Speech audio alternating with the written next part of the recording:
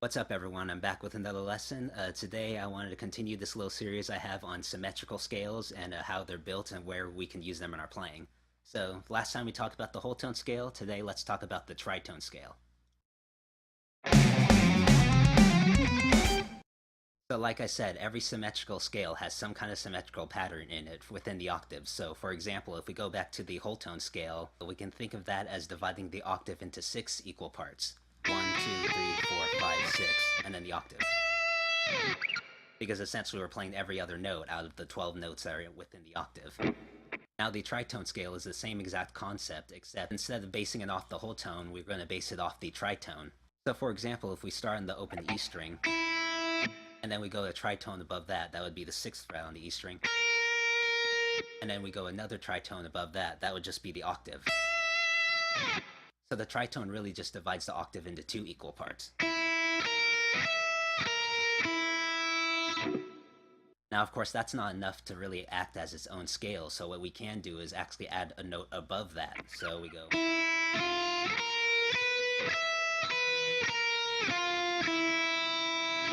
And that would be our first variation of the tritone scale. In this case, it's just the 4-note scale. Now, another variation of that is the 2-semitone tritone scale, in which you add 2 notes rather than 1.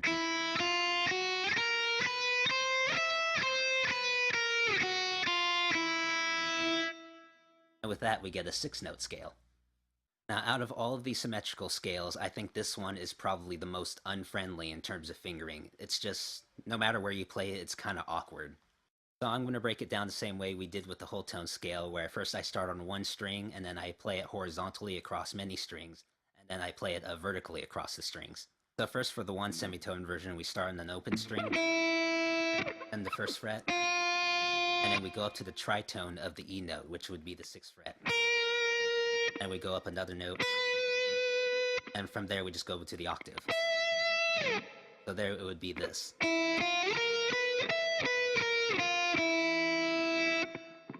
And then the 2-semitone version would be the same thing, except we add the 2nd fret here. Then we add the 8th fret up here. And the octave.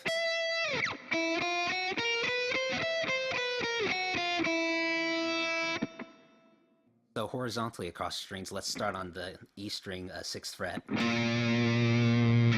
And we're going to play 6th fret, 7th fret. And then just go up to the A string and play 7th fret, 8th fret.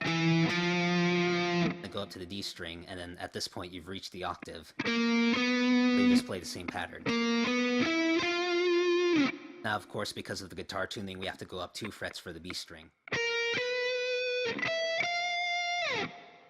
And then we get this scale.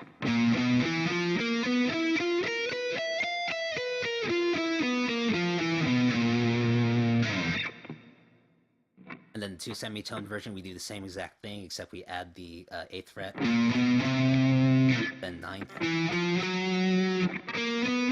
so on. Get this.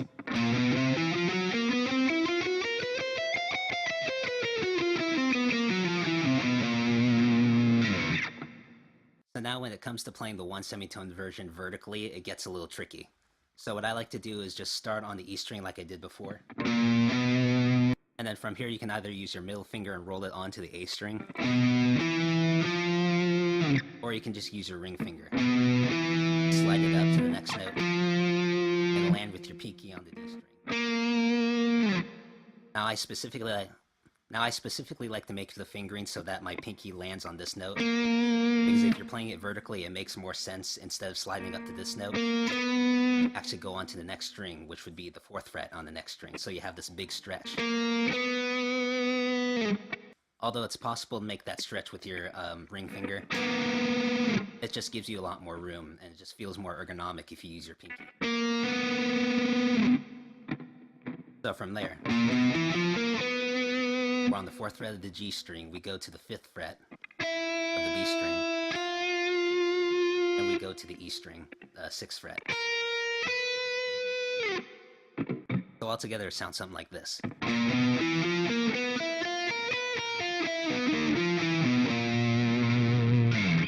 Now this 2-semitone version I find a lot easier, because if we start on the E string again, from this note we have our middle finger free to make the next note. at 6th fret to the 7th fret. And from the D string we do 8, 9, and then we go to the 5th fret on the G string. And from here I like to roll my first finger to the 5th fret on the B string. And then there your middle finger's free for the last string. So altogether you get this.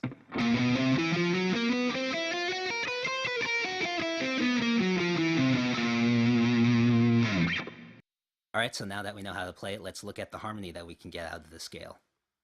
Now for the 4-note version, it's kind of limited because you only have 4 notes to work with. But like I said in the last video, every single symmetrical scale can be used against the dominant 7th chord, and that the most important notes of the dominant 7th chord is the major 3rd and the flat 7. So for example, if we look at a C dominant 7, the major 3rd of a C7 chord is E, and the flat 7 is B flat. Now it just so happens that those two notes form a tritone. Now this whole video I've been showing you the E tritone scale, or the B flat tritone scale, which is the same exact thing. So every time you see a C7 chord, you can play that scale. Or you can also go a tritone above C7, which would be F sharp 7. And the same principle applies, because the major 3rd of an F sharp 7 chord is A sharp, and the flat 7 is E. So you can play that scale over that too. Now besides that, you can also get some interesting chord shapes just by scrambling the notes in the scale. Or since this scale only has 4 notes, you can actually play every note of the scale in a chord. So for example, B flat tritone has notes B flat, B, E, and F. So if we take all those notes, we could play something like B on the D string, E on the G string, F on the B, and B flat on the high E. Get that chord. And from here you could take that up a tritone, which would be F, and you get another inversion of it.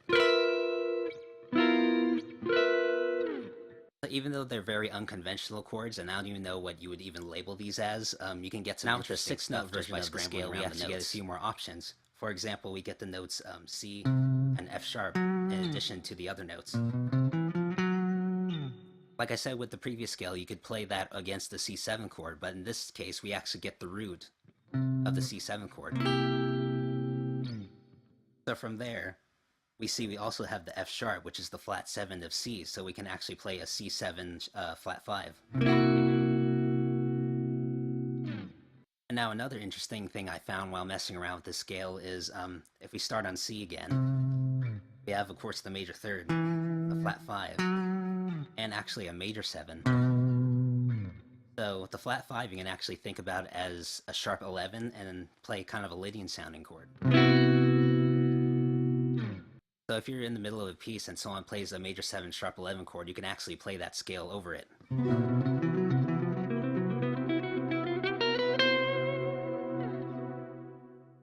And then there's a bunch of other interesting chords you can get just looking at the shape and just kind of taking random notes from it.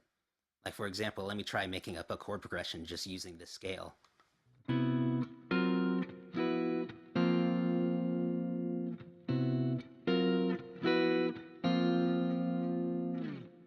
So if you're looking for a way to get different sounding chords into your songs, you can actually look at these scales and just take random notes out of it and see what you can get.